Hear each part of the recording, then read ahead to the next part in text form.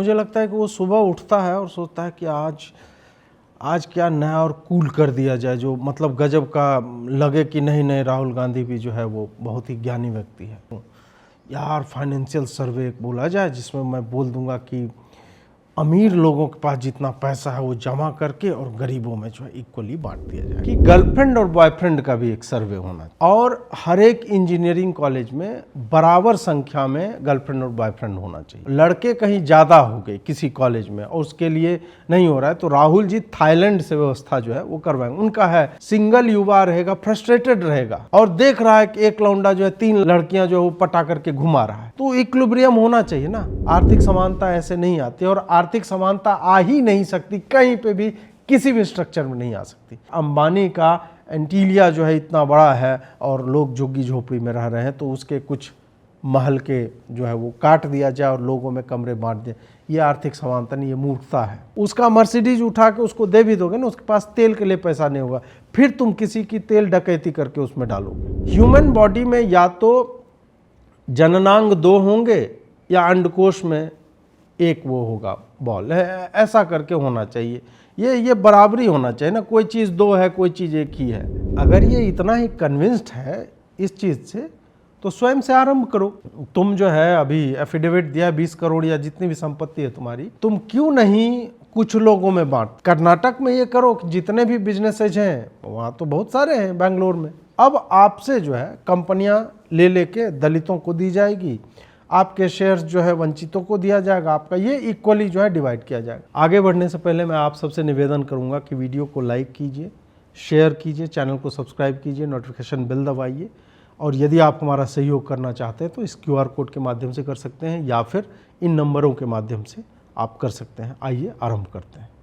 दोस्तों, आप लोगों ने राहुल गांधी का एक स्टेटमेंट कल परसों में आया है वो पढ़ा होगा, सुना होगा या न्यूज़ में उसकी कवरेज जो है वो देखी होगी, जिसमें ये व्यक्ति कास्ट सेंसस के बाद, मतलब अभी जो उसने एक न्याय पत्र नाम की नौटंकी की है, उसी को आधार बना करके आगे बढ़ते हुए उसने कहा कि सबसे पहले हम कास्ट सेंसस करेंगे, मतलब जातिगत जनगणना, उसके बाद हम फाइनेंशियल सर्वे करेंगे कि इस देश में किसके पास कितना वेल्थ है, किसके पास कितनी भूमि है, किसके पास कितना पैसा है, किसके पास कितनी कंपनियां हैं, और उसके बाद बोला कि हम इंस्टीट्यूशनलाइज सर्वे करेंगे, मतलब किन संस्थाओं में किस तरह के लोग काम कर रहे हैं, और वो तरह में मतलब फिर से वो जातियां आप लेकर के आ जाइए। ये पूरा का पूरा चल रहा है। यह जो बात है वो भयावह है, भयावह एक लेवल पे। हालांकि मैं नहीं मानता कि यह फलित होने जा रहा है या इन चक्करों में लोग पढ़ करके कांग्रेस को वोट कर देंगे कि फाइनेंशियल सर्वे हो जाएगा, उसके बाद सबका पता चल जाएगा कि किसके पास कितना रुपया है, एक जगह इकट्ठा किया जाएगा और उसके बाद सबको इक्वली बांट दिया जाएगा।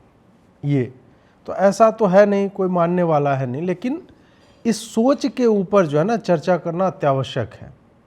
यह सोच डिविसिव है। एक आदमी जो कहता है कि नहीं मैं 1:30 बजे उठ के कार में बैठ के वीडियो बना रहा हूँ, मैं साइड में लगा रहा हूँ, मैं खाली बोल रहा हूँ कि उसने क्या बोला है।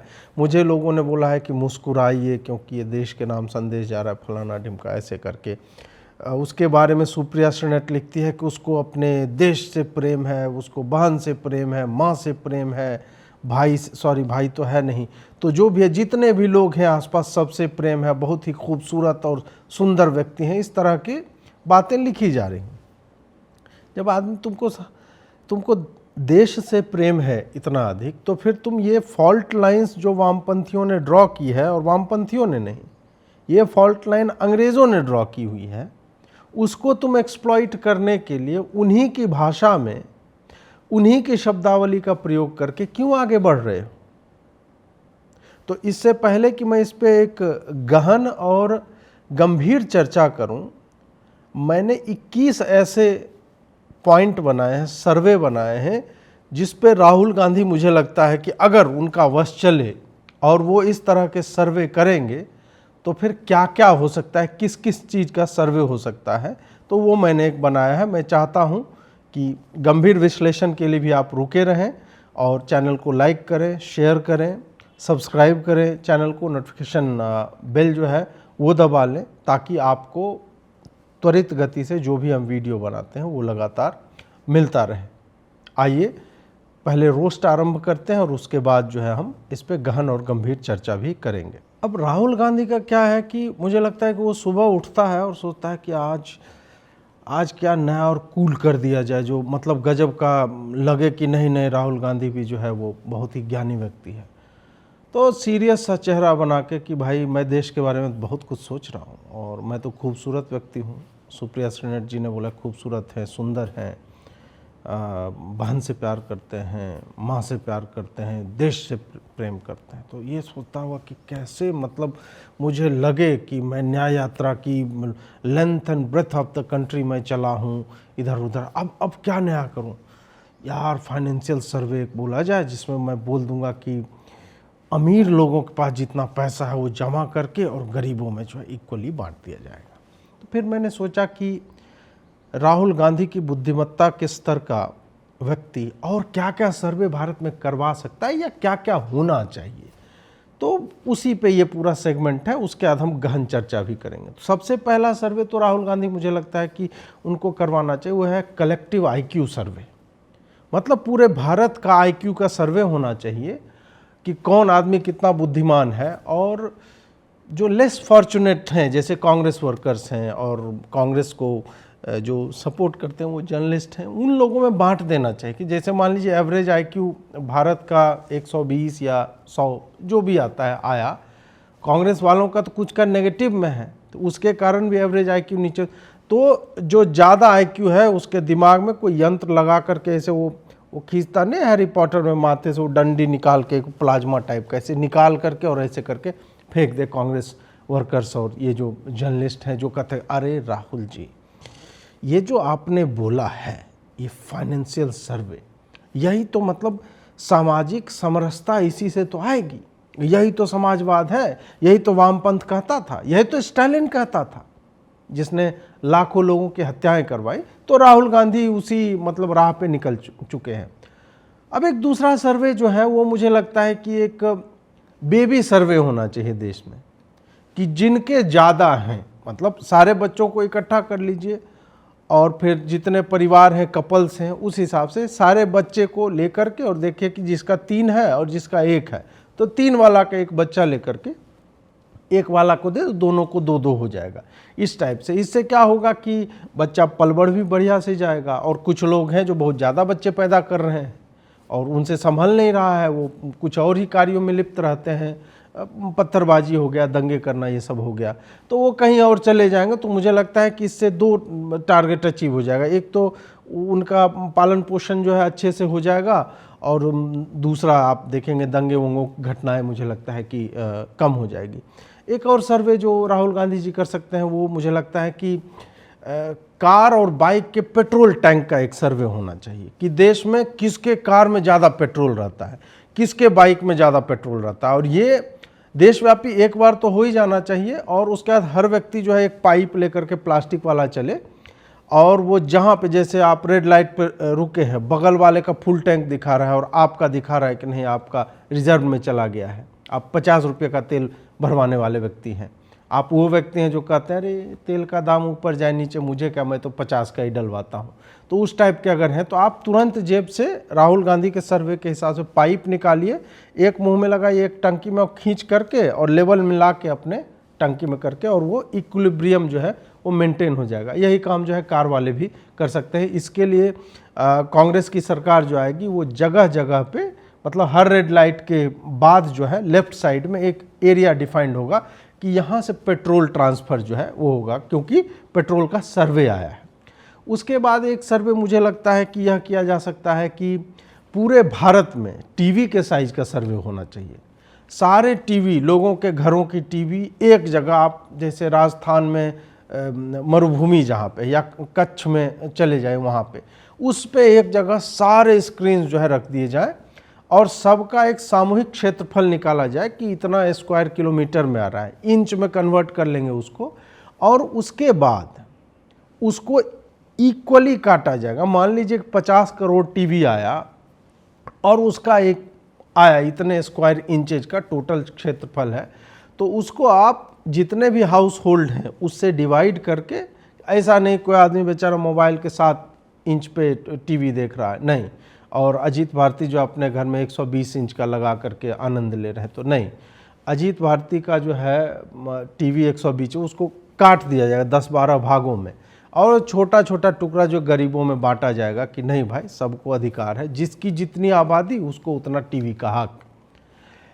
एक जो है हिंदू मुसलमान का भी सर्वे होना चाहिए, और हिंदू मुसलमान का ही नहीं, वस्तुतः मतलब किस मजहब धर्म रिलीजन के लोग कितने हैं देश में। मान लीजिए 140 करोड़ की जनता है, तो उसमें हिंदू, मुस्लिम, सिख, ईसाई, पारसी, जैन, बौद्ध, जैन, ताओ, जितना भी होता है, कुछ जो है आदिवासी अलग तरह के धार्मिक मान्यताओं परंपराओं को मानते, तो सबका टोटल कर लिया 140 करोड़ लोग हैं, और उस धर्म जो है मान लीजिए 50 हैं, तो 140/50 कर दिया जाए, और उसके बाद जिस भी धर्म के लोग ज़्यादा हैं उनको क्वांटिटी वाइज कि नहीं भाई तुम हिंदू नहीं, तुम बन जाओ जैन, तुम जैन हो लेकिन तुम्हारी संख्या जो है पारसियों से ज़्यादा है तो तुम पारसी में चले जाओ, तुम मुसलमान हो ये ठीक नहीं बैठ रहा है, तुम अब ईसाई बन जाओ, या तुम जो है वो कबीला वाला वो धर्म जो है मूर्ति पूजा वाला उसमें। तो इस तरह से एक जो है सारे रिलीजन्स में बराबर लोग होंगे, तो अपने आप ये जो धर्म का और ये सब फलाना ढिमका वो सब कुछ मुझे लगता है कि वो ख़त्म हो जाए। कास्ट सर्वे की ये बात कर रहे हैं, तो जातिगत जनगणना के बाद ऐसा होना चाहिए कि पूरे भारत में, मैंने अभी बोला कि पहले तो रिलीजन वाला सर्वे कर लिया जाए, उसके बाद उसमें भी कास्ट सर्वे हो। कास्ट सर्वे में क्या किया जाए कि जिस भी रिलीजन में जितने भी लोग हैं, समझे, तो अब डिवाइड कर लिया, हिंदुओं में मान लीजिए कि 3500 कास्ट हैं या 4500 रख लीजिए, हर दिन नए तरह के भी कुछ कुछ आते रहते हैं।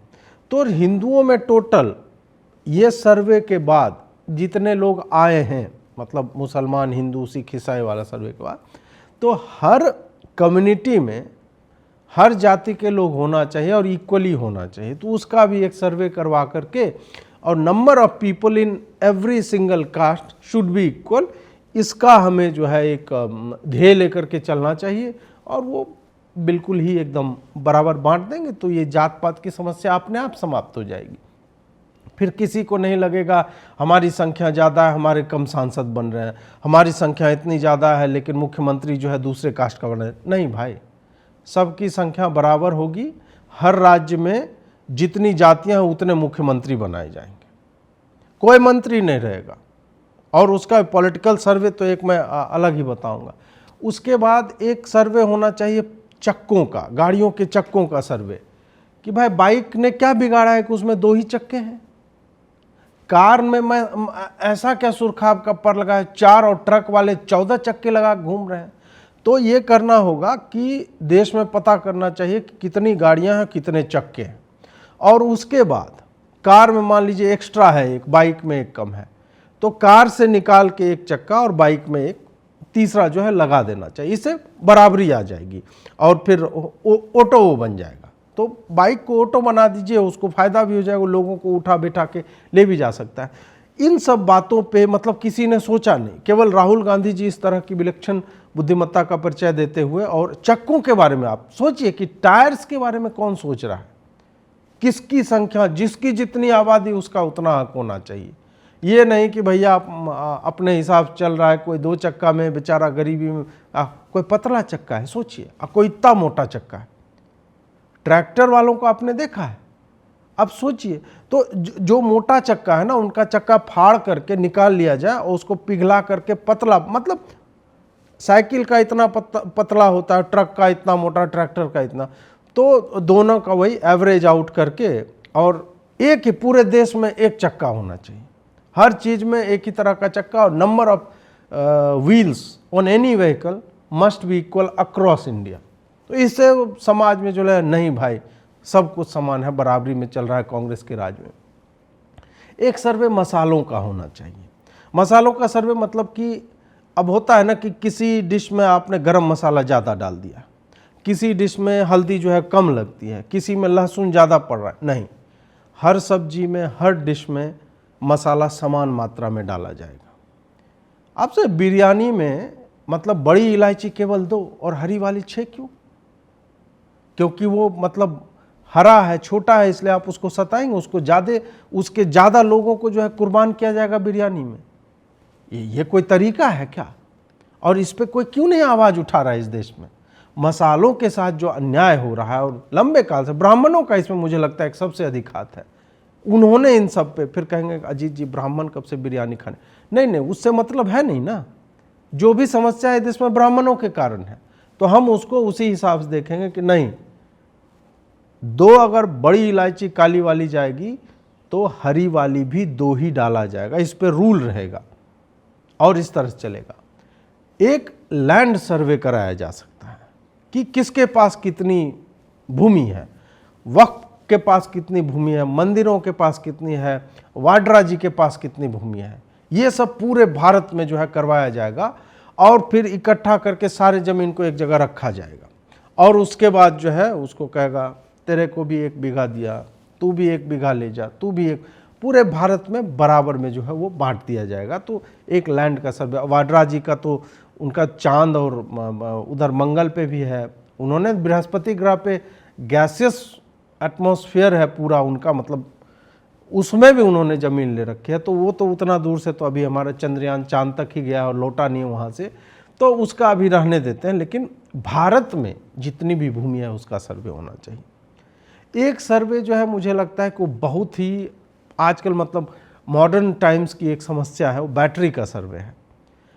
चलती गाड़ी में किसी की बैटरी मान लीजिए ख़त्म हो गई, तो जिसके पास ज़्यादा बैटरी है उसको जो तुरंत अपने तरफ से टाइप सी का केबल निकाल के दूसरे में लगा देना चाहिए कि नहीं भाई पावर ट्रांसफ़र होगा और इक्विलिब्रियम मेंटेन रहेगा, तेरा भी 32%, मेरा भी 32%, ये करके। और एट एनी टाइम हर जगह पूरे भारत में हर व्यक्ति का बैटरी लेवल सेम होना चाहिए। तो ये एक तो इंडक्टिव चार्जिंग जो है वो इंट्रोड्यूस किया जा सकता है। और इंडक्टिव चार्जिंग भी ये नहीं किसी सरफेस पे रखना है, नहीं, आप जेब में रखे हुए हैं, बगल वाला ज्यों ही 61 गया और आपका जो है यहाँ पे मतलब 30 पे अटका हुआ है, तुरंत अपने आप वो एक एल्गोरिदम राहुल गांधी जी बनाएंगे और तुरंत वो कम्युनिकेट करेगा बिट्स एंड बाइट्स में 0 और 1 में, और तुरंत बोलेगा ब्रो 61 ज़्यादा हो गया ब्रो, तो उधर से कुछ ब्रो भेज इधर, तो वो उधर से 15-16% जो है इधर ट्रांसफ़र, दोनों 45-46% पे आ जाएंगे। तो एक ये है। एक मुझे लगता है कि ये बहुत ही गंभीर विषय है जो इंजीनियरिंग कॉलेज के बच्चे जो है उनके लिए, कि गर्लफ्रेंड और बॉयफ्रेंड का भी एक सर्वे होना चाहिए और हर एक इंजीनियरिंग कॉलेज में बराबर संख्या में गर्लफ्रेंड और बॉयफ्रेंड होना चाहिए। लड़के कहीं ज़्यादा हो गए किसी कॉलेज में और उसके लिए नहीं हो रहा है, तो राहुल जी थाईलैंड से व्यवस्था जो है वो करवाएंगे। उनका है मतलब, क्योंकि राहुल गांधी या कांग्रेस जो है वो केवल भारत में ही समझौते नहीं करते हैं, वो विदेशों में भी चीन वालों के साथ समझौता कर लिया, एक पार्टी के तौर पे चीन वालों के साथ समझौता कर लिया। तो ये जो है ना, ये कहाँ से आता है? ये वहाँ से आता है कि मेरे खानदान में प्रधानमंत्रियों की लंबी श्रृंखला रही है। कोई जो है टेम्स में जो है एडविना के मरने पे जो है गेंदे के फूल बहा रहा है, वहाँ से है। इस टाइप की परंपरा लगातार चली आ रही है। तो अगर सिंगल है युवा, और युवा देश का भविष्य है, सिंगल युवा रहेगा, फ्रस्ट्रेटेड रहेगा और देख रहा है कि एक लौंडा जो है 3 लड़कियां जो है वो पटा करके घुमा रहा है, तो इक्विलिब्रियम होना चाहिए ना। और ख़ास करके मतलब इंजीनियरिंग कॉलेजेज में कुछ विशेष स्ट्रीम्स हैं जहाँ पे तो लौंडों को देखा भी नहीं जाता। ऐसे युवाओं का आप सोचिए कि वो मेंटली स्टेबल नहीं रहेगा, शांत नहीं रहेगा, क्या पढ़ेगा? इसी कारण आप देखिए IITs का प्लेसमेंट जो है वो गिर रहा है, वहाँ पे रिलेशनशिप्स ही नहीं हो पा रहे हैं। तो उसके लिए गर्लफ्रेंड बॉयफ्रेंड सर्वे जो है पूरे देश में होना चाहिए और इक्वली डिवाइड कर देना चाहिए कि नहीं भाई आप 3 नहीं रख सकते, आप कितने भी बड़े बाप के बेटे हैं, 3 इज़ नॉट अलाउड। और लड़कियों का भी, उनका भी अगर 3 बॉयफ्रेंड है, दैट इज़ नॉट अलाउड। ये देश में समानता का अधिकार है भाई, संविधान में लिखा हुआ है, ऑल सिटीजन्स आर इक्वल। तो फिर आप कैसे एक प्रिविलेज्ड और एलीट होकर के कि नहीं मैं तो जो है 12 से 3 इससे चैट करूंगा, 3 से 6 इससे, और शाम को घुमाने किसी, ऐसे नहीं चलता है जी। इसके लिए प्लानिंग करनी पड़ती है जी, और प्लानिंग करेंगे जब तक सर्वे नहीं होगा। देश में सर्वे सबसे ज़्यादा इम्पॉर्टेंट है। सर्वे भवन्तु सुखिनः सर्वे सन्तु निरामया। सर्वे का तो मतलब आप सोचिए कि ऋग्वेद तक में वर्णन किया गया है और वही राहुल गांधी जी बोल रहे हैं। राहुल गांधी जी बहुत बड़े हिंदूवादी नेता है, मतलब क्या बोला जाए राहुल गांधी के बारे में। एक जो है एक सर्वे तो मैं कहूँगा कि कांग्रेस मुख्यालय में भी ये जो उत्तम कोटि के पदार्थ का सेवन करते हैं राहुल गांधी, उसका भी सर्वे होना चाहिए कि केवल टॉप व्यक्ति के पास ही क्यों, जयराम रमेश जी के ही पास वो क्यों पहुंच रहा है, और उसकी गुणवत्ता चेक होनी चाहिए कि ये किस कोटि का माल जो है ये फूंक रहे हैं। वहाँ से लेकर के चाहे जयराम रमेश जी हैं या अन्य नेता भी हैं, उनसे लेकर के नहीं आप टॉप क्वालिटी वाला आप खाली अकेले सेवन नहीं करेंगे। कांग्रेस जितने कार्यकर्ता हैं, जितने लोग हैं, रणनीतिकार हैं, योजनाकार हैं, कांग्रेस की न्याय यात्रा में चलने वाले 15-20 लोग जो हर जगह गए ना, 15-20 लोग एकदम लगे भीड़, जन सैलाब एकदम, तो उसमें सबको एक एक पुड़िया जो है बांट दिया गया।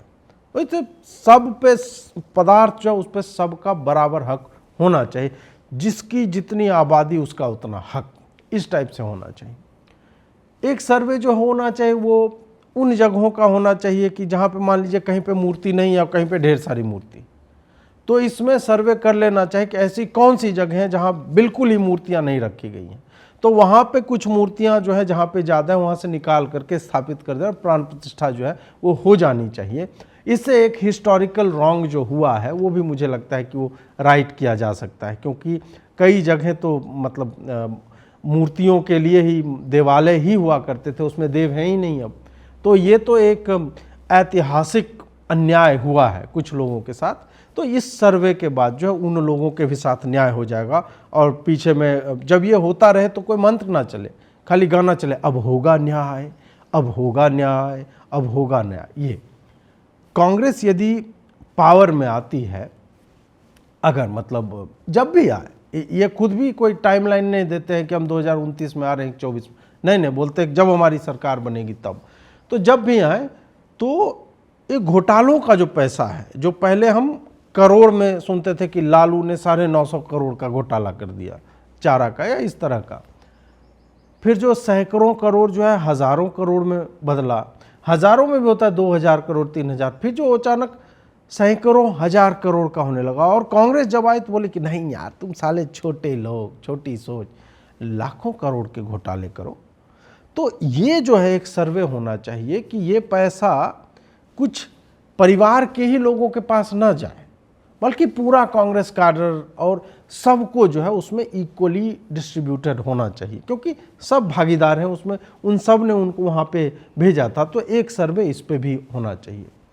एक सर्वे जो है मुझे लगता है इसकी बहुत अधिक आवश्यकता है, वो ये है कि हिंदी, अंग्रेज़ी या जितनी भी भाषाएं हैं भारत में, उन सब के अल्फ़ाबेट्स में देखा जाए कितने लेटर्स हैं। अब हिंदी मान लीजिए 46 हैं या कहीं पे 48 हैं, ठीक है, और अंग्रेजी मात्र 26 हैं, तो ये तो अन्याय हो रहा है ना भाई। अंग्रेजी वाले बेचारे 26 में ही काम चला रहे हैं। ये किसी भी मतलब मॉडर्न सोसाइटी को मुझे नहीं लगता है कि शोभा देता है। एक समाज के तौर पे हम हार जाएंगे यदि हम दूसरी भाषाओं के वर्णमाला में कुछ अक्षर जो है वो नहीं जोड़ पाएंगे। तो हिंदी वाले, संस्कृत वाले कहते हैं नहीं हमारे पास इतना ज़्यादा है, दो अंग्रेजी वाले को दो, इटालियन वाले को दो। तुम ही काहे मतलब तुम बाबा बन के नाच रहे हो कि नहीं हमारे पास हमारा उच्चारण जो है सबसे समृद्ध है, काहे कि हमारे पास इतने हैं। ऐसे नहीं होता जी, योजना बनानी पड़ती है, सर्वे करना पड़ता है और उसे बराबर जो है बांट दिया जाएगा। ये वाला जो मैं बता रहा हूँ सर्वे जो नेक्स्ट है, मुझे लगता है कि यह पूरे भारत में जो है एक अलग स्तर का एक बराबरी जो है वो लेकर के आएगा, और राजनीति में तो एकदम गजब का। फिर ये एक सर्वे जो है वो थोड़ा अश्लील टाइप का है, लेकिन मैं फिर भी कर ही देता हूँ। एक ह्यूमन बॉडी का मतलब जो लोग अश्लील बात नहीं सुनना चाहते, मैं उतनी अश्लीलता करूँगा नहीं, शब्दों का आवरण में चढ़ाए रखूँगा, लेकिन फिर भी आप 30-40 सेकेंड के लिए जो है या तो कान बंद कर लीजिए या स्किप मार दीजिएगा। तो ह्यूमन बॉडी में या तो जननांग 2 होंगे या अंडकोश में एक वो होगा बॉल, ऐसा करके होना चाहिए। ये बराबरी होना चाहिए ना, कोई चीज़ 2 है कोई चीज़ 1 ही है। मतलब राहुल गांधी जी केवल तपस्वी मानव है ना, ये नहीं कि फिजिकल भौतिक चीज़ ये सब के सोचते ह्यूमन बॉडी, नहीं, is thinking about everything. 2 kidney हो रहा है और दिमाग के लेफ्ट और राइट है, आंख 2, नाक में 2 छेद, ये 32 दांत दे दिया। दांत भी मुझे लगता है 32 की जगह 2 कर देना चाहिए और बाकी वो दांत कहीं कहीं और लगा दो या कुछ कर दो, या उंगलियां हैं इस टाइप से, तो वो बराबर करके either you can have 2 genitals और 1 बॉल, इस टाइप से एक होना चाहिए। एक सर्वे होना चाहिए कि भारत में जितनी भी नदियां हैं, जितने भी सी बीचेज हैं, समुद्री किनारे जितने हैं, पहाड़ जहाँ जहाँ भी हैं, और पहाड़ी लोग अरे नहीं हमारे पास पहाड़ है, हमारी घाटियों में जो है वो बादल बहते हैं, इस टाइप का जो घमंडी हो जाते हैं ना ये लोग, उन सब का एक जगह इकट्ठा किया जाए, पहाड़, नदी, सी बीच, ये सब। और नहीं तुम साला सी बीच, नीतीश बाबू बोले हमारे यहाँ समुद्र नहीं है, इस कारण से प्रगति नहीं हो। नीतीश जी को दो समुद्री किनारा बिहार में दे दिया। बोला गया कि अरे उधर राजस्थान में ढंग का पहाड़ ठंडा वाला नहीं है, उत्तराखंड से उखाड़ के राजस्थान में डाल दीजिए। नदियाँ जो है कम बह रही हैं, कृष्णा कावेरी उधर झगड़ा चल रहा है, इधर गंगा जमुना सूखी हो, कुछ नहीं भाई, काटो, गंगा बहुत लंबी है तो फिर उनका जो है नाले बनाइए और काट काट के वो जो भी है। आप ये नहीं कर सकते हैं कि इतनी पवित्र नदियां हैं और वो केवल जो है वो 2-4 स्टेट में बह रही हैं, ये कौन सी बात हुई भाई। हर राज्य में राहुल गांधी जो गंगा जी एक बहाएंगे, हर राज्य में नर्मदा जी जाएंगे, हर राज्य में गोदावरी जी बहेंगी, हर राज्य में कावेरी जी, इस टाइप का कुछ होना चाहिए। वो ये मुझे लगता है कि काउंट करके और उसका रीडिस्ट्रीब्यूशन जो है सारी नदियों, आप सब नदी का नाम गंगा रख देंगे एक बार में, या जिसकी भी जो श्रद्धा है जहाँ पे वो स्टेट के हाथों में वो कर सकते हैं। एक और जो सर्वे है वो यह है कि किसान लोगों, आप जानते हैं मैं किसान का पुत्र हूँ, तो किसान लोग की जितनी भी उपज होगी, जो भी चीज़ उगा रहे हैं, गेहूँ, धान, टिंडे, टमाटर, जो भी है, शिमला मिर्च, हरी मिर्च, लाल मिर्च, अब लाल और हरी मिर्च तो राजीव गांधी जी के लिए सेम ही था, या धान और गेहूँ अभिसार शर्मा जी के लिए सेम ही होता है, जो भी है मतलब, तो उन सब को इकट्ठा किया जाएगा और कांग्रेस हेडक्वार्टर में पहले रखा जाएगा, और उसके बाद वहाँ से पूरे भारत में रीडिस्ट्रीब्यूशन होगा। ये नहीं कि कोई पंजाब का किसान है जो वो एक साथ इतना अधिक गेहूँ उपजा दिया और बताइए कहीं बंगाल में मान लीजिए गेहूँ नहीं, वहाँ के लोग चावल ही बेचारे खा, नहीं, ये पूरा होगा।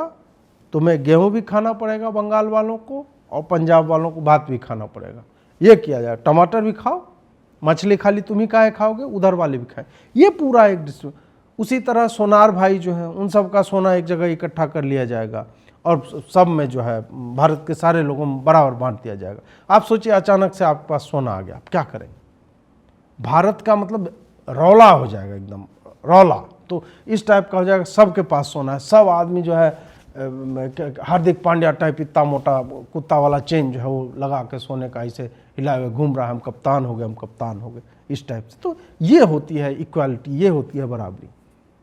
एक सर्वे होना चाहिए ऋतिक रोशन टाइप के लोगों का, जिनके पास एक्स्ट्रा उंगली है, उसका काट करके वकार यूनिस टाइप के लोगों को दे दो। भाई उसका 4 ही उंगली था, बताइए 4 उंगली में वो आदमी इतना बवाल काट देता था, 5 रहता तो क्या करता?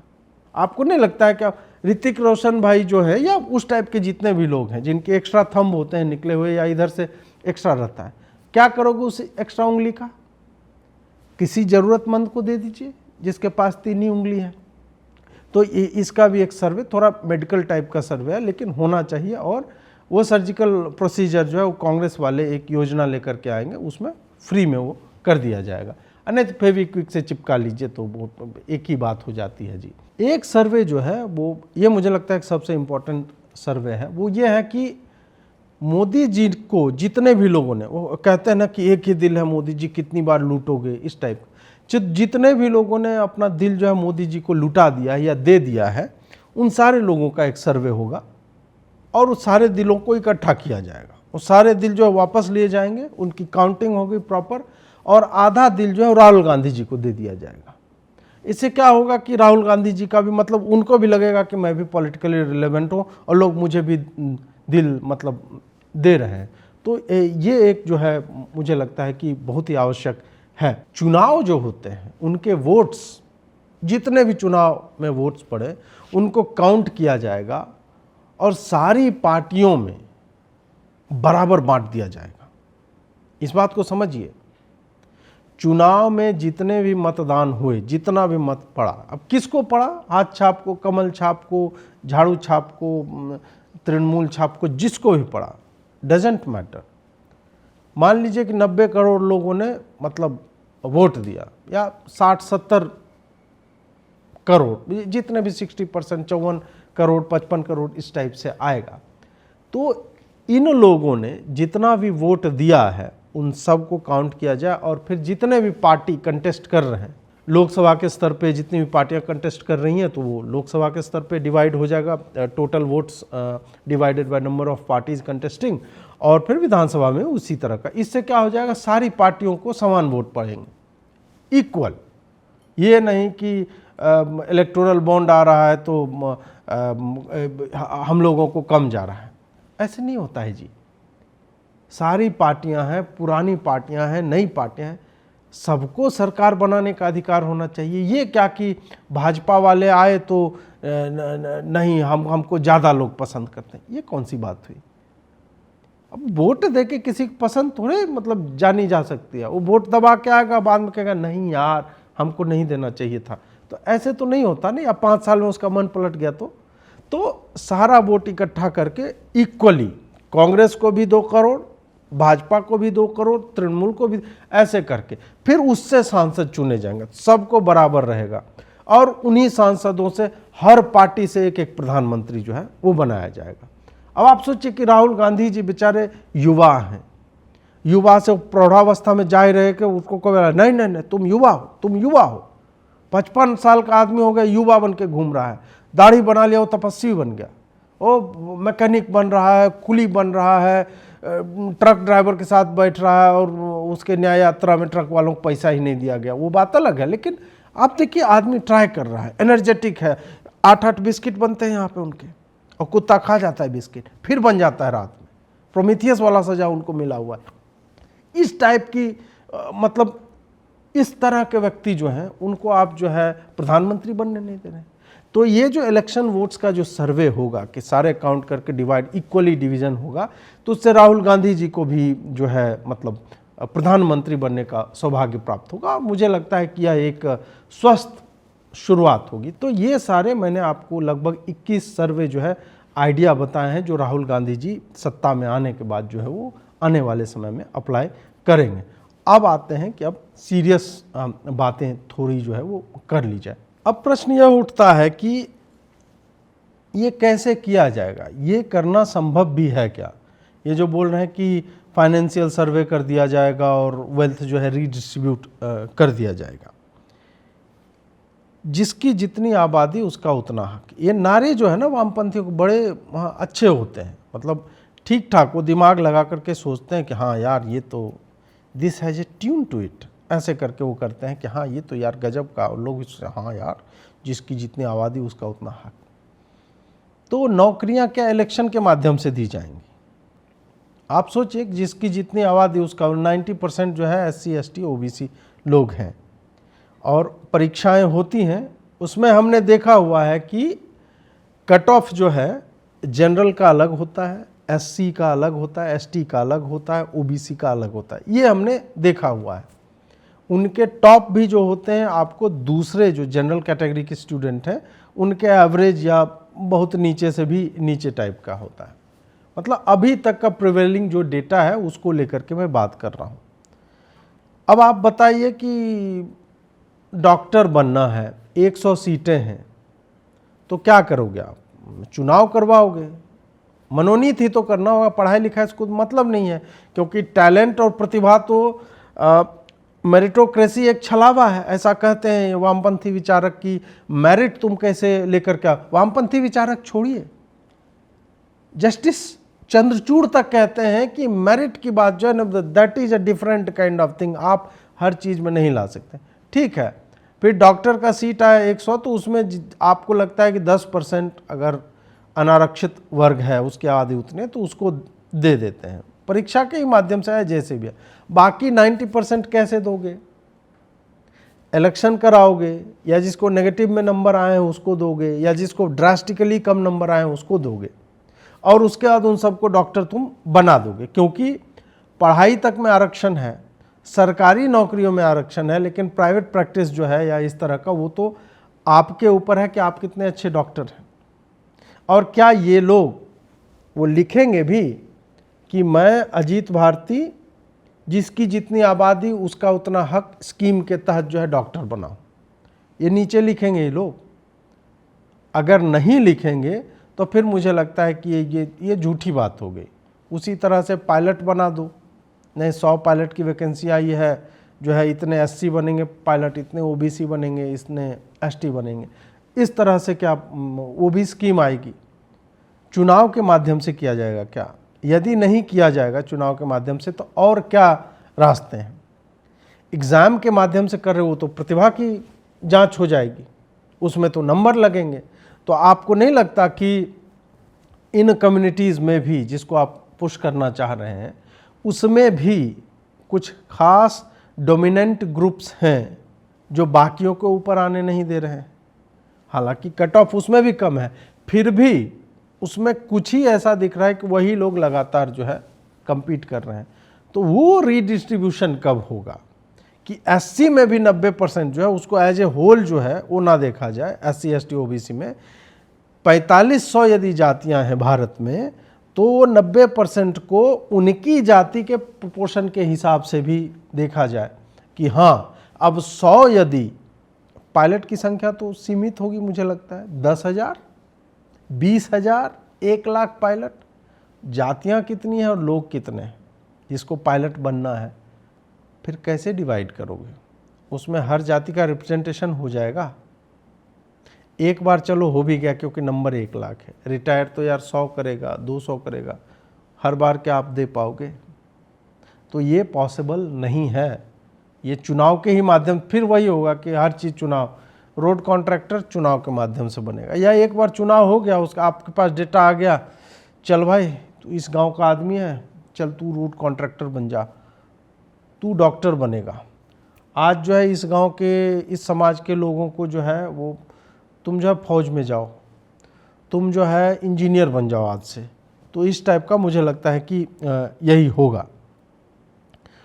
क्वालिटी कौन इंश्योर करेगा और कैसे इंश्योर करेगा, ये बहुत बड़ा प्रश्न है।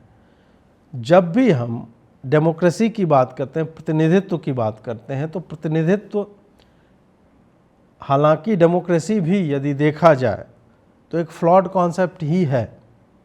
चुनाव के माध्यम से आपने चुन लिया, क्योंकि हमने देखा है चुनने को दबंगों को, बलात्कारियों को, अपराधियों को, घोटालेबाजों को एक बार नहीं बार बार चुना जाता है, वो भी हमने देखा है। लेकिन बाकी के जो एग्जिस्टिंग सिस्टम्स हैं उसमें सबसे अच्छा यही, सबसे लेस फ्लॉड सिस्टम यही है।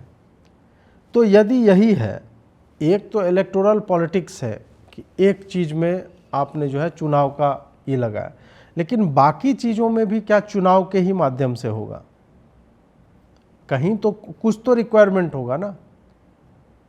राजनीति में समाज सेवा का चाहिए, फील्ड में आपको एक्सपीरियंस, आप लोगों की सेवा कर सकते हैं कि नहीं, वो एक क्वालिटी है, ठीक है। उसके लिए मतलब विशेष परीक्षा, पढ़ाई लिखाई की आवश्यकता नहीं है।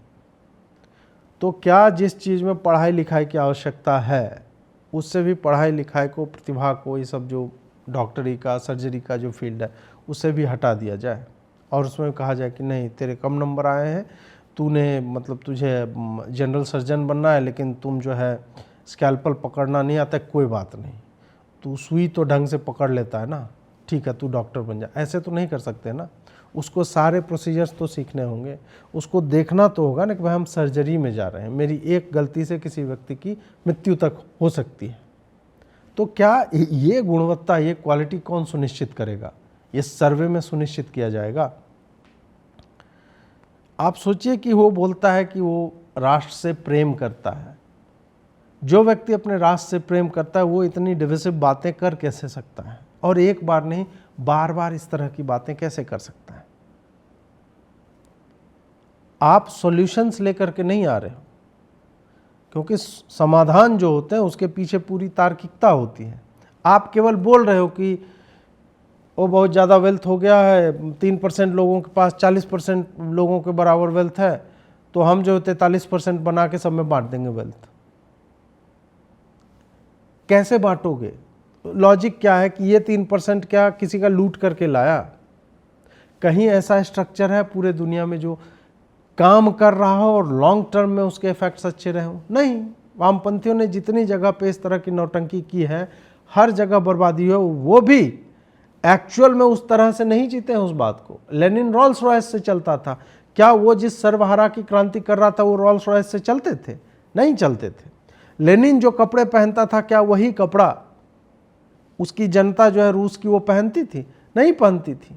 स्टालिन के जो शौक थे, स्टालिन जिस तरह की लाइफस्टाइल मेंटेन करता था, क्या वही लाइफस्टाइल बाकी लोग उसके यहाँ के थे? नहीं। वेनेजुएला का हाल देखिए आप, चाहे यूगो चावेज हो या बाकी जो जहाँ के भी इस तरह के डिक्टेटर एक तरह से रहे, क्या वहाँ पे समानता है आर्थिक रूप से? नहीं है समानता, कहीं पे भी नहीं है। हर जगह का पॉलिटिकल क्लास सदैव ही जिनके दम पे वो ऊपर उठा है उसको या तो इग्नोर करता है, या यदि वो एक्चुअल में डिस्ट्रीब्यूशन की बातें करता है कि सबको हम इतना पैसा दे देंगे, फिर भी सबके पास एक लेवल तक ही समान पैसा होता है, उसके बाद फिर कुछ क्लास पैसा ज़्यादा ही बनाएगा, वो क्लास सदैव रहेगा ही। वही यहाँ पर भी मुझे लगता है होने की संभावना नहीं, मैं कंफर्म हूँ। इसीलिए ये लोग कभी भी तर्क नहीं देते, समाधान से पहले बताते नहीं कि हम ये जो 1 लाख रुपया बोल रहे हैं कि सबको दे देंगे, तो वहाँ तक पहुँचेंगे कैसे? 1 लाख जो तुम महिलाओं को दे रहे हो, कहाँ से लाओगे वो पैसा? नहीं, हम दे देंगे, हम जो है आर्थिक समानता ले आएंगे। आर्थिक समानता ऐसे नहीं आती, और आर्थिक समानता आ ही नहीं सकती, कहीं पे भी किसी भी स्ट्रक्चर में नहीं आ सकती। यदि आर्थिक समानता का तुम्हारे कहने का यह तात्पर्य है कि अंबानी का एंटीलिया जो है इतना बड़ा है और लोग झुग्गी झोपड़ी में रह रहे हैं, तो उसके कुछ महल के जो है वो काट दिया जाए और लोगों में कमरे बांट दिए, ये आर्थिक समानता नहीं, ये मूर्खता है, क्योंकि वो पॉसिबल नहीं है। उसको अगर तुम दे भी दोगे ना, उसका मर्सिडीज उठा के उसको दे भी दोगे ना, उसके पास तेल के लिए पैसा नहीं होगा, फिर तुम किसी की तेल डकैती करके उसमें डालोगे। जिसको तुमने तेल दिया तुम ही प्रोवाइड कर रहे हो ना, गाड़ी दी अब तेल दो, फिर सर्विसिंग का खर्चा दो। लेकिन दूसरा जिसका तुमने छीना है ना, वो कुछ उद्यम करेगा, वो कुछ कार्य करेगा और फिर वो एक नई गाड़ी खरीद लेगा, फिर डिस्पैरिटी होगी ही। क्योंकि जो लोग परिश्रम करते हैं, जिन्हें वेल्थ क्रिएटर किया जाता है, वो एक्चुअल में वेल्थ क्रिएट करते हैं, बढ़ाते हैं। और जो लोग सदैव ही कुछ नेताओं के चक्कर में रहते हैं कि अरे वो तुम्हारा पैसा लेकर के इतना अमीर हो गया, तो वो स्वयं को देखते नहीं कि मेरे पास पैसा था कब, मेरे दादा के पास ज़मीन थी, मैं ज़मींदार था। अगर तुम्हारा दादा ज़मींदार था भी एक तरह से देख लिया जाए, और आज तुम्हारी यह दुर्गति हुई, तो पता तो करो कि तुम्हारा दादा पियक्कड़ था, तुम्हारा दादा रखेल रखता था, तुम्हारा दादा क्या कर, ये पता तो करो। ये मैंने अपने लोगों में देखा है, बाकी लोगों में देखा है कि खूब अमीर थे, उनके पास 100 बीघा ज़मीन थी, आज 3 बीघा पे आ गए। कैसे? भैया दारू पीते थे, लड़कियां घुमाते थे, और आज भी आपको मिल जाएगा। आज एक्चुअल में इस तरह के उदाहरण मिलेंगे, क्योंकि हर कालखंड में इस तरह के उदाहरण होते हैं। तो फिर क्या करोगे? ये तो गरीब हो गया, फिर इसको 100 एकड़ किसी का और का लेकर के दे दो। भूदान आंदोलन याद करो ना, हमारे बिहार में जितना जो अपर कास्ट के भूमिहार मूलतः थे, उन्होंने जितना जमीन त्यागा है कि जिसके पास नहीं है उनको दे दिया जाए। आप पता कीजिए, इतिहास पढ़िए विनोबा भावे के आंदोलन का, भूदान का। क्या जिनको दे दिया गया आज वो अच्छी स्थिति में? नहीं। यदि बिना परिश्रम के कोई भी चीज़ किसी को दी जाती है, फ्री की दी जाती है, तो वो कभी भी मतलब अपवाद को छोड़ करके उससे बिल्डअप नहीं कर पाता है, ऊपर कभी नहीं जाता है। वो उसको बेच बेच करके खा ही जाएगा, क्योंकि उसकी प्रवृत्ति वही है। और वो जानता है कि मेरे लिए कोई नेता फिर से उठ खड़ा होगा और कहेगा कि अच्छा तुम्हारे पास फिर कुछ नहीं है, उसने फिर कुछ ज़मीन जो है खरीद लिया, और तुम्हारी ज़मीन थी जो उसने खरीद लिया। तो खरीद शब्द हटा करके तुम्हारी ज़मीन थी जो उसने लिया है, खरीद हटा देगा, बोलेगा ले ली है तुम्हारी ज़मीन, वो वापस की जाएगी। आदिवासियों की जल जंगल ज़मीन आदिवासियों की मूल निवासियों की है, ये कहा जाएगा आपको। तो ये कभी पूछा नहीं जाता है कि यार मूल निवासी ये बताओ, तुम्हारी ज़मीन का कोई कागज होगा, कोई पहले का लिखा हुआ होगा ना कहीं, वो ज़मीन कैसे चली गई इनके पास? तो लगे नहीं हमसे छीन ली गई। तो ऐसा कोई इंसिडेंट नहीं होता है, वैसा इंसिडेंट, क्योंकि हर कालखंड में न्याय करने के लिए लोग हुए हैं, उन्होंने न्याय किया है। आप अनंत काल तक ये आज तुम्हें दे देगा कोई राहुल गांधी, तुम 10 वर्षों में उसे शून्य कर दोगे और तुम्हारी जमीन वही जमींदार वापस खरीद लेगा, ये वही उद्यमी वापस खरीद लेगा जिसकी छीन करके तुम्हें दी गई थी। तो मतलब वो बार बार अपनी जमीन तुम्हें ट्रांसफर कर रहा है फ्री में और वापस खरीद रहा है। तो दोनों में एक बात गौर करो कि तुम दारू पी करके बर्बाद कर दोगे उस जमीन को, और ये व्यक्ति जो एग्जिस्टिंग उसके पास है एसेट्स, उस पर बिल्ड करेगा, पैसा होगा, वापस तुमसे खरीदेगा। तुमको उसका दारू पीना है, ये फिर लेगा, अधिक भूमि होगी, फिर कार्य करेगा, फैक्ट्रीज लगाएगा, फिर वो पैसा बनाएगा, फिर वो किसी दूसरे की भूमि जो है क्रय करेगा। सब कुछ लीगली होगा। तो ये मुझे लगता है कि लोगों को समझने की आवश्यकता। मैं फिर वापस कहूँगा, ऐसा नहीं है कि राहुल गांधी जो सोच रहा है वो पीपल आर बाइंग इनटू इट। No, they are not. They know how absurd Rahul Gandhi is, who Rahul Gandhi is. Still we are just discussing the fact that कि how dangerous or evil minded this person is। हम उस पर चर्चा कर रहे हैं कि ये साला ये लाता कहाँ से, इस तरह के विचार इसके मन में आते कहाँ से हैं, और क्या वो अगर ऐसा हो जाए तो क्या हो सकता है, हम उस पर चर्चा कर रहे हैं। एक इसने इसी में बोल दिया कि 90 लोग जो है टॉप के आईएएस हैं, उसमें केवल 3 लोग एससी हैं, 2 आदिवासी हैं और 1 एसटी कम्युनिटी का। इस तरह का कुछ उसने मतलब एक डेटा दिया। बोला बताइए कि आपके लिए 100 रुपये का बन रहा है नीति, उसमें मात्र 6 रुपये की नीति में आपका से है। ऊपर से लगेगा अरे यार ये बंदा सही बात कर रहा है, हमारे 6 ही लोग हैं। कोई नहीं सोचता है कि आरक्षण कब आया है और क्यों, मतलब 91 में भी आया, और जो सीनियर मोस्ट आईपीएस होते हैं वो 58-60 साल के होते हैं। मतलब जब वो यंग रहे होंगे, 20 साल के 22 साल के रहे होंगे जब उन्होंने एंट्री की होगी, तब तक आरक्षण था ही नहीं। ओबीसीज की यदि मैं बात करूं, ये बोलता है ना 27%, जब 50% ओबीसी हैं उनका हक कहाँ है, 58% का। तो उस तरह से तो भाई उस वक्त था ही नहीं। एक तो ये हो गया, इस कारण से टॉप में आपको दिखते नहीं हैं। दूसरी बात ये है कि 100 रुपये की प्लानिंग यदि होगी तो ऐसा नहीं होता है कि 90 आईएएस है सबको बोला जाता है 2 रुपये का तो भाई तू बता दे, 2 नहीं, 100 रुपया है, 90 है तो 10/9 का तू बता दे, 1 रुपया कुछ पैसा तेरे हिस्से में, बाकी चौहान साहब आप बता दीजिए, बाकी सिंह साहब आप बताइए, वर्मा जी आप बताइए, असलम साहब आप बता दीजिए। तो ऐसे तो होता नहीं है। तो मतलब कभी कभी इनकी विसंगतियों पे आदमी हंस भी नहीं पाता है ठीक से कि यार क्या बोल गया ये बंदा। अब मतलब सोचने लगो, निशब्द हो जाओ, इस पे क्या बोलूँ मैं। ये बोल के निकल गया कि बताइए 90 आईएएस हैं और 100 रुपया का बन रहा है, आपके हिस्से में 6 ही रुपया है। ऐसे नहीं होता है, उसके लिए अलग मंत्रालय है, उसका अलग बजटिंग होता है, इसीलिए बजट आता है। बजट जो है आईएएस ऑफिसर तय नहीं करते हैं। बजट जो है रेवेन्यू कितना आया है उससे तय होता है कि हमारे पास इतना पैसा है, इसको कैसे खर्चा करना है। अल्पसंख्यक मंत्रालय को जाएगा, रेलवे को जाएगा, डिफेंस को जाएगा, इसमें ये नहीं एससी की आबादी 73% है, 73 रुपया उनको दे दो। 73 रुपया नहीं दिया जाता है, उनके लिए सड़कें बनाई जाती हैं, उनके लिए उज्ज्वला योजना सिलेंडर आता है। आप ये बताइए मुझे, फिर से मतलब मैं उदाहरण वास्तविक जीवन से लेना चाहूँगा कि इतनी योजनाएं आती हैं, उसमें क्या आपने देखा है कि उनको एक्सक्लूड कर दिया जाता है। जो बोला जा रहा है ना कि 6 ही लोग हैं, 6 रुपये का आप योजना बनाते हैं। आप देखेंगे प्रधानमंत्री आवास योजना की आवश्यकता सबसे अधिक किसको है, upper caste high earning individuals को या फिर गरीबों को।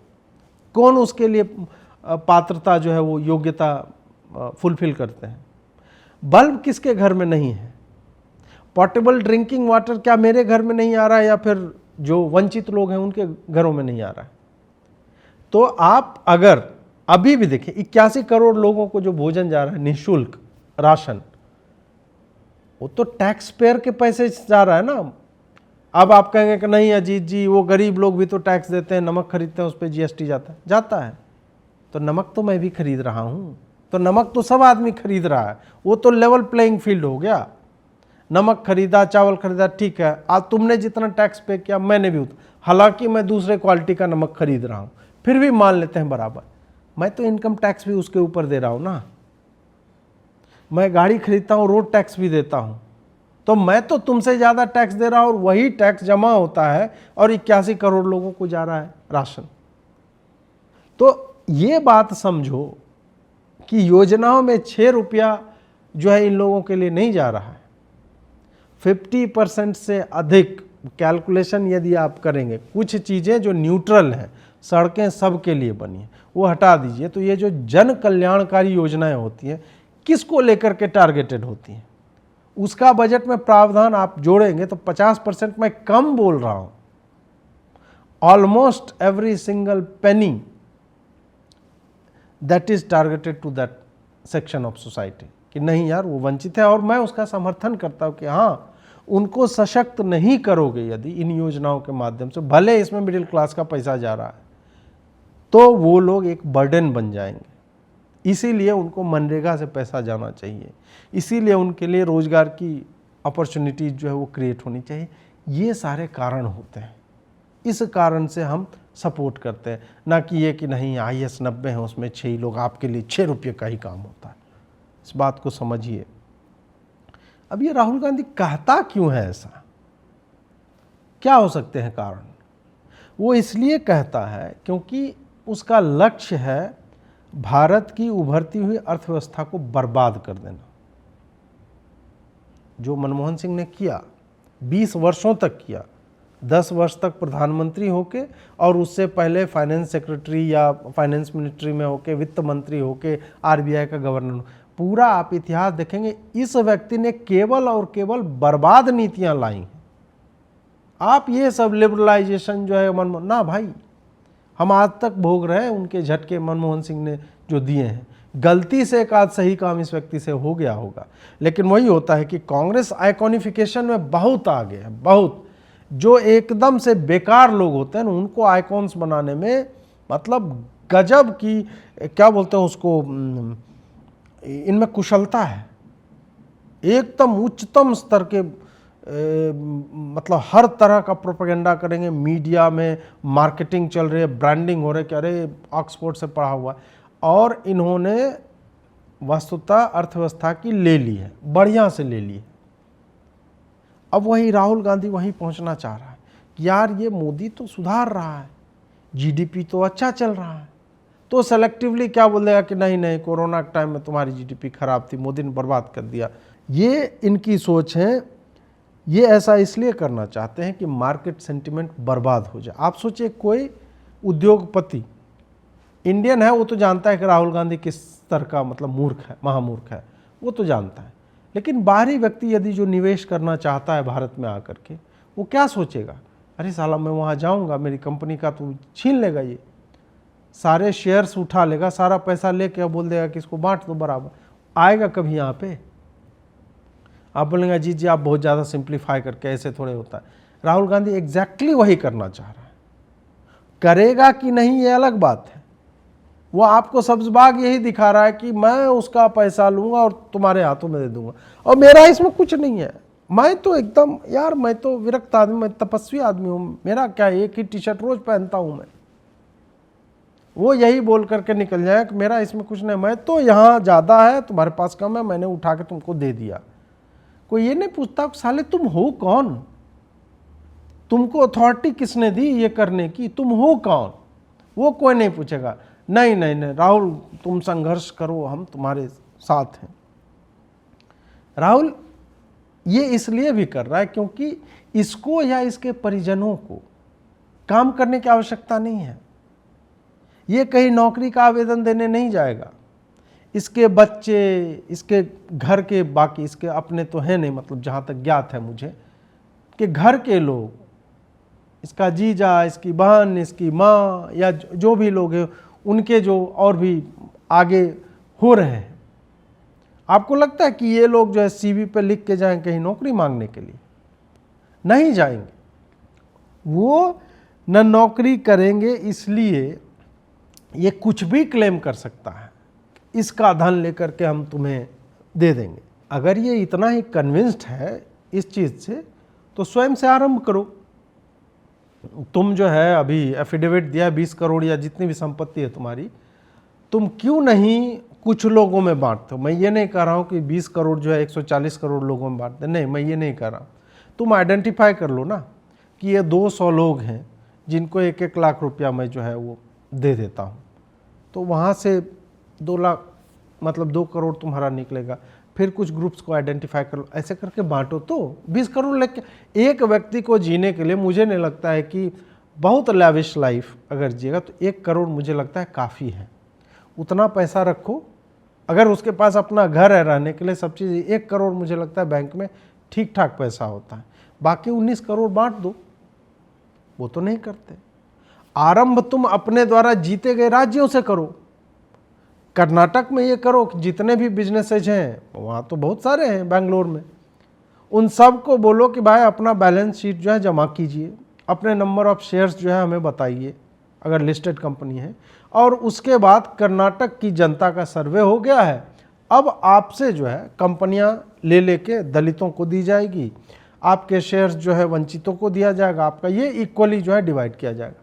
करो, कर्नाटक में करो, तेलंगाना में करो, हिमाचल में करो, इन सब जगहों पे करो आरंभ। मतलब एक होता है ना कि पायलट प्रोजेक्ट करो ना, पहले डिटेल्ड प्रोजेक्ट रिपोर्ट जो है डीपीआर तो बाद में बनता रहेगा, पहले एक छोटे जगह पे स्टार्ट करो कि हाँ हम हिमाचल से आरंभ करते हैं, ये सेब के बागान है, ये इतने लोगों का नहीं, आपका नहीं रहेगा, इस पे जो है पहाड़ी जनों का, आदिवासियों का हक है जी, तो बांट दो, 1-1 पेड़ सबको दे दिया, मतलब टोटल सर्वे करने के बाद जितना आया। वो तो नहीं करते हो तुम। क्यों नहीं करते हो?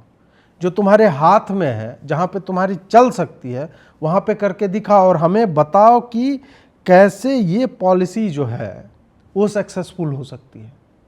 तब लोगों के पास दिखेगा कि नहीं राहुल गांधी वो सीरियस है। अंत में मैं यही कहूँगा कि जातियाँ जो हैं वो अंतिम फॉल्ट लाइन है जो पिछले 400-500 वर्षों से जिन्हें एक्सप्लॉइट करना है इसको वो एक्सप्लॉइट करने की चेष्टा कर रहे हैं। भारत में वो केवल और केवल मतलब एक सीमा तक असफल इसलिए रहे क्योंकि भारत बहुत विशाल है और ये इतनी विविधता वाला है कि ना एक भाषा को सारे लोग समझते हैं, ना एक नेता को सारे लोग समझते हैं, ना एक नीति आप सब पे अप्लाई कर सकते हैं। इसी कारण अभी तक बचा हुआ है। मैं यह नहीं कह रहा हूँ कि वंचितों की को एकदम से त्याग देना चाहिए, नहीं। मेरे टैक्स के पैसे से कहीं हॉस्पिटल बन रहा है जहाँ वंचितों का ट्रीटमेंट फ्री में हो रहा है, क्योंकि आज से 10 वर्ष पहले तक मैं भी उसी लाल कार्डधारी समाज से आता था। मैं बिलो पॉवर्टी लाइन वहाँ से मैं उठा हूँ और बहुत लंबा मतलब इतिहास नहीं है, 10 वर्ष पहले की मैं बात कर रहा हूँ। मुझे पढ़ाने में खेत बिके हैं मेरे पिता के, मैं वहाँ से आया। मैं जो टैक्स दे रहा हूँ उससे 81 करोड़ लोगों में एक आदमी का जा रहा होगा भोजन। मैं जो है इस बात से बहुत अधिक संतुष्ट हूँ कि मेरे टैक्स से पैसे से कुछ ढंग का काम हो रहा है।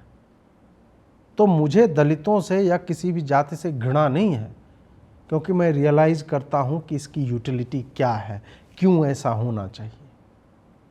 इसी कारण से ये जो कास्ट वाली फॉल्ट लाइन की मैं बात कर रहा हूँ, ये लोग लगे हुए हैं लंबे समय से कि हम कैसे तोड़ें। फिर राहुल गांधी उसको पकड़ के क्यों बैठा हुआ है? ये चाहता है कि कहीं ना कहीं जातिगत दंगे हों, एक जाति समूह दूसरे से भिड़ जाए, और वो हमें राजस्थान में दिख रहा है। आप ट्विटर पे जा कर के देखिए किस बात को कैसे आउट ऑफ कंटेक्स्ट लिया जाता है, उसके बाद लड़वाया जाता है, तू ये जाति का, हमारी जाति का सांसद नहीं बन रहा, फलाना ढिमका। हालांकि मैं जाति और राजनीति को लेके एक सेपरेट वीडियो आने वाले दिनों में लेकर के आऊँगा, क्योंकि उस पर भी चर्चा जो है आवश्यक है। यहाँ पर राहुल गांधी के सिनेस्टर एजेंडा को आपको समझना होगा कि ये पूरा तंत्र जो है ना, उनके लिए अंतिम फॉल्ट लाइन है कि यार इसको फिगर आउट हमें करना होगा। हिंदू मुसलमान इन्होंने करके देख लिया, वो हो नहीं पा रहा है। जुड़ने के लिए बहुत बहुत आभार। नमस्कार।